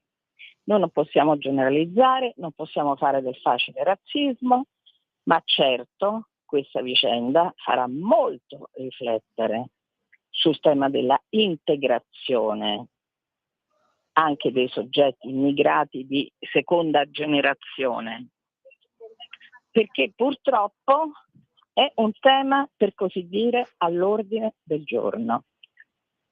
Ora, sui pazienti psichiatrici ci sarebbe tantissimo da fare, ci sarebbe da potenziare le REMS, le strutture dove questi devono andare se commettono dei reati, REMS nelle quali non c'è posto, REMS che sono delle bombe ad orologeria dal punto di vista della sicurezza, cioè i fronti da osservare sono tantissimi, capisce? E noi non possiamo affrontare questo tema col buonismo, noi dobbiamo essere assolutamente razionali, però il tema della patologia psichiatrica è un tema centrale nel dibattito sanitario.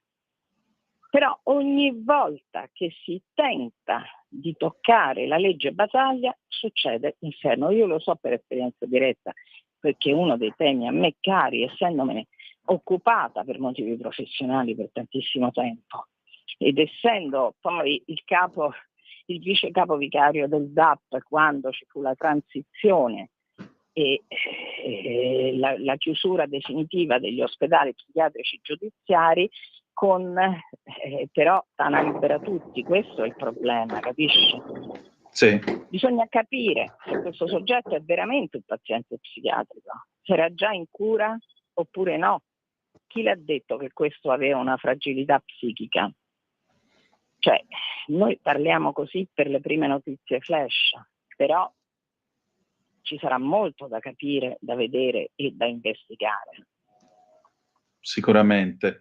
E aggiungerei una cosa che lei mi ha ricordato mentre parlava della legge Basaglia. Paolo Cirino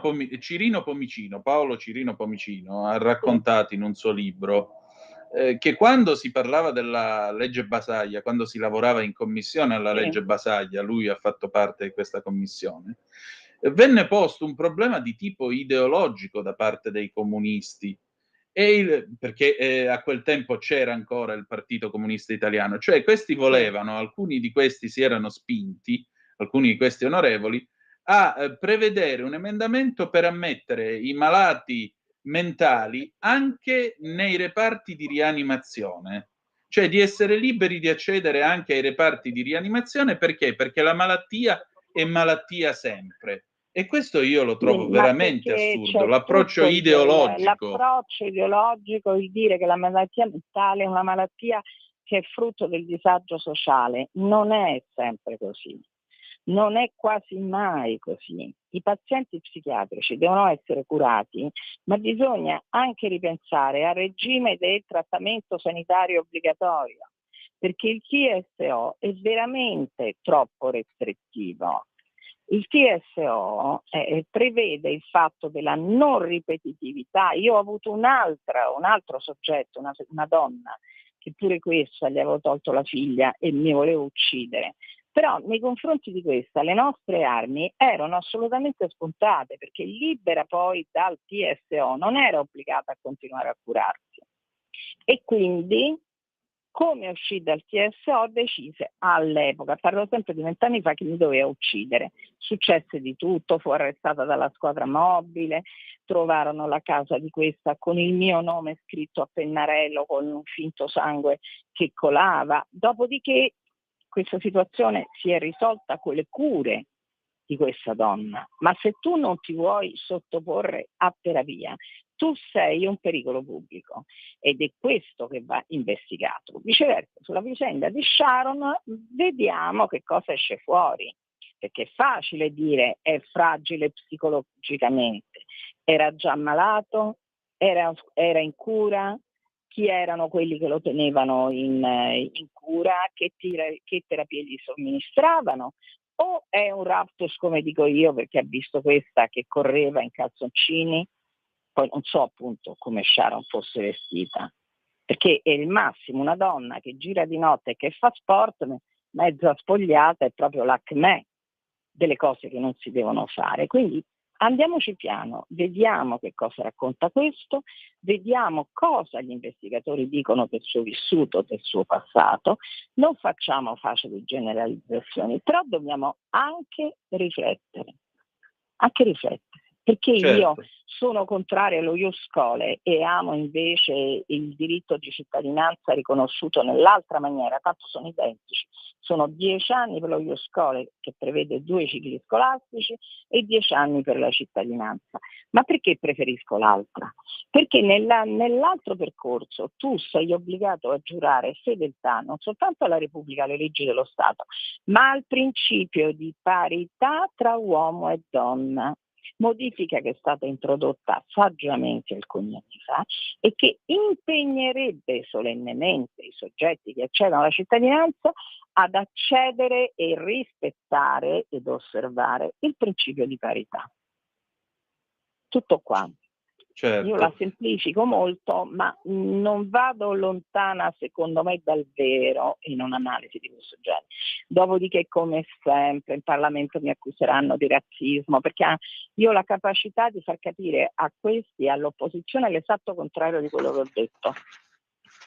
Per cui devo dire, i colleghi del mio partito girano con lo stenografico di quello che ho detto, perché capita continuamente. Adesso, se ci sarà un dibattito in Parlamento, se io prenderò la parola sull'argomento, vedrà che accadrà un altro putiferio, perché come sempre verrò fraintesa, ma verrò fraintesa da persone che non conoscono l'argomento, non lo studiano, non hanno mai avuto a che fare con un paziente psichiatrico, non hanno mai avuto a che fare con un paziente psichiatrico con delirio religioso.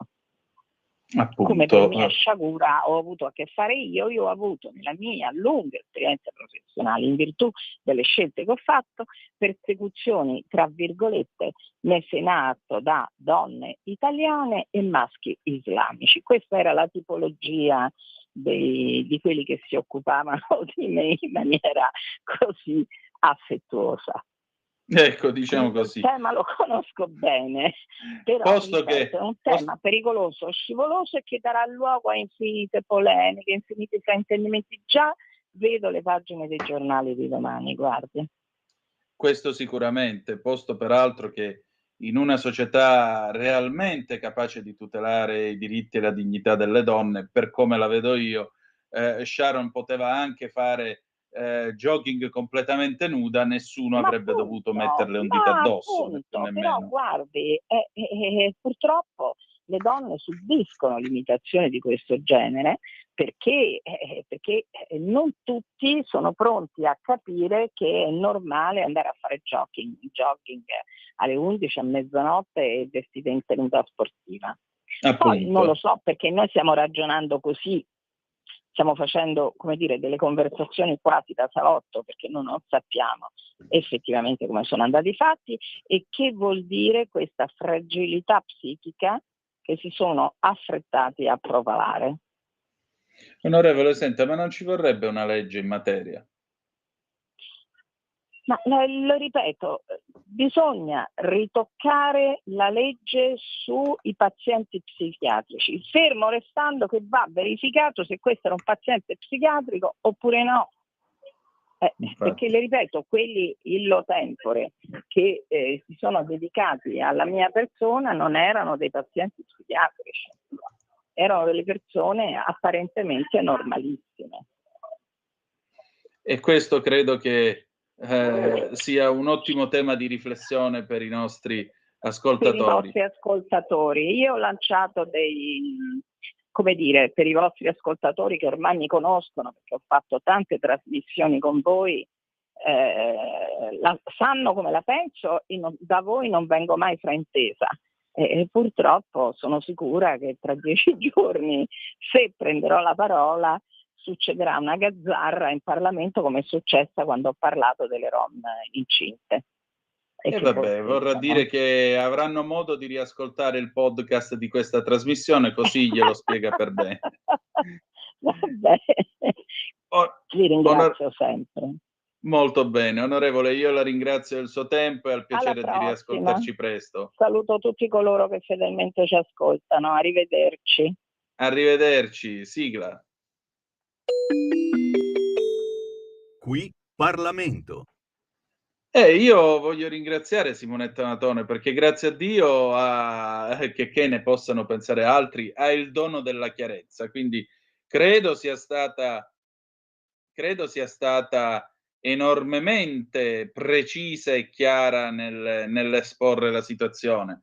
Voi che cosa ne pensate? 0292947222, abbiamo ancora una manciata di minuti prima di salutarci. Ci saluteremo con una bella canzone del Banco del Mutuo Soccorso, Grande Joe del 1985, che tra l'altro è la canzone con cui sono andati a Sanremo di quell'anno.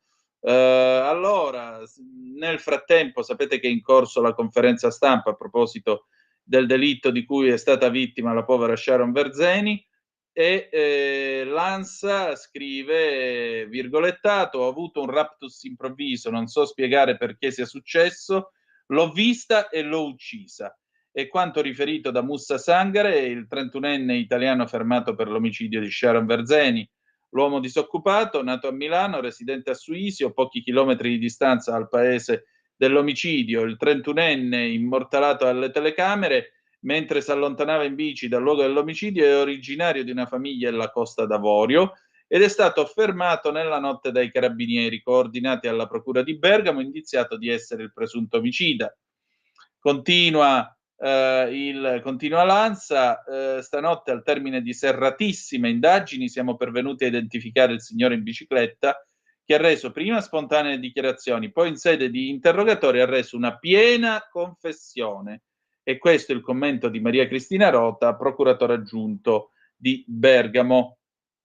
E vediamo un po' che altro c'è. Matteo Salvini è intervenuto sui social e dice: fermato Moussa Sangare, origini nordafricane e cittadinanza italiana, sospettato di aver assassinato la povera Sharon.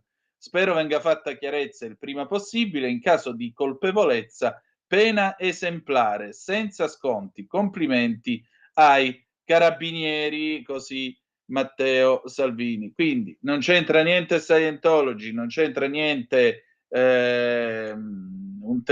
almeno l'omicidio non sarebbe legato a un tentativo di aggressione sessuale. E adesso però abbiamo questa piena, scriveva prima Lanza, in prima battuta, ma adesso a quanto pare c'è questa piena confessione e la piena confessione è: ho avuto un raptus improvviso, non so spiegare perché sia successo, l'ho vista e l'ho uccisa. I prossimi giorni ovviamente ci daranno ulteriori particolari e dettagli sulla cronaca di questo drammatico omicidio. Bene, si fa per dire bene. Si sono fatte le 12:26 in questo momento. Noi chiudiamo qua la nostra trasmissione. Adesso, dopo di noi, andrà in onda l'immenso Sammy Varin con il suo Potere al Popolo. E se vi va, se vi farà piacere, lunedì alle 10:35 trattabili, noi saremo sempre qui sulle magiche onde di Radio Libertà con Zoom, il drive time in mezzo ai fatti. La canzone, ve l'ho detto, con cui ci salutiamo è Il Banco del Mutuo Soccorso, Grande Joe 1985. Grazie per essere stati con noi e ricordate che malgrado tutto The best is yet to come, il meglio deve ancora venire. Vi ha parlato Antonino Danna, buongiorno.